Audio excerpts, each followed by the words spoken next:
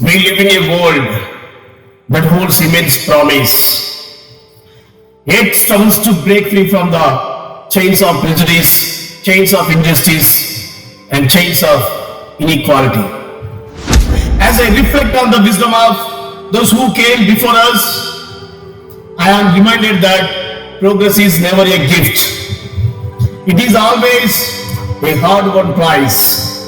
It earned through struggle, earned through sacrifice, and it earned through collective action.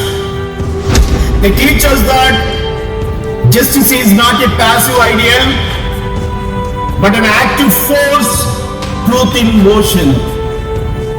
When we confront injustice, we confront our humanity. A society cannot thrive when justice is reserved for a selective few, while the rest remain unheard and unseen. Whether it is the cry of a farmer in rural India, a young woman denied opportunities because of her caste or gender, or it may be a tribal community displaced by a developmental project. These voices demand more than just sympathy. They demand action. They remind us that ignoring their crisis is not an option. Peace is impossible without justice. I believe that understanding is the seed. Understanding is the seed from which action grows. When we truly comprehend the struggles, of those around us, be it a Dalit laborer or a migrant worker, change becomes inevitable.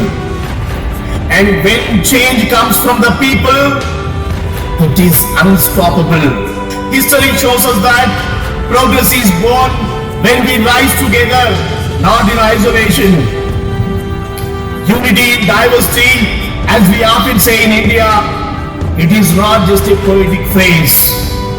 It is the ultimate test of our civilization. But unity cannot exist without confronting our own prejudices. It is never too late to let go of the narrow walls we build ourselves. It is never too late to let go of the narrow walls we build around ourselves. We build based on our caste. We build narrow walls based on our religion. We build those walls based on our ethnicity. Prejudice is nothing but an opinion without judgment. It is a cloud that blinds us to the humanity in others.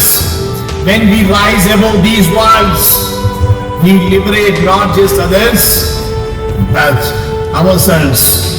Liberation is a shared act.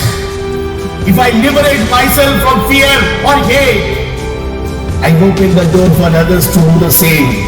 Progress demands struggle. But struggle does not mean violence. It means persistence, it means courage, and it means a refusal to accept what is wrong. Our ancestors fought for the right to vote, for freedom from colonial rule, and for dignity. They remind us that cowardice is knowing what is right but failing to act. Today, our battle might look different, but the essence remains the same. Whether we are fighting for voter suppression, systematic caste discrimination, or environmental degradation, the call to action is clear. Speak out and act. Justice is not just about the courts or laws. It is about those who need protection the most, the poorest farmer, the silenced woman, the oppressed minority. If we want to understand how justice works, we must listen to their stories. And when we do, we realize that our destinies are tied together. Injustice anywhere, as someone wisely said, injustice is a threat to justice everywhere. What happens to one of us affects all of us. But there is hope. There is hope. Despite our flaws, we are resilient people. I look at the streets filled with students protecting for gender equality, farmers marching for their rights, and citizens rallying for a cleaner, greener India. I see courage. I see a refusal to accept a world where the love of power triumphs over the power of love. We look forward to a time when compassion will guide our nations, not greed, not selfishness. Let us remind ourselves that the power to create happiness and remove misery lies within us. Every small act of kindness, every moment of standing up for what is right, it adds to the collective progress of humanity. When we sow joy in another's life, we reap peace in our own. When we sow joy in another's life, we reap peace in our own. As a nation and as an individual, we face a choice. Do we cling to ignorance? Do we cling to narrowness?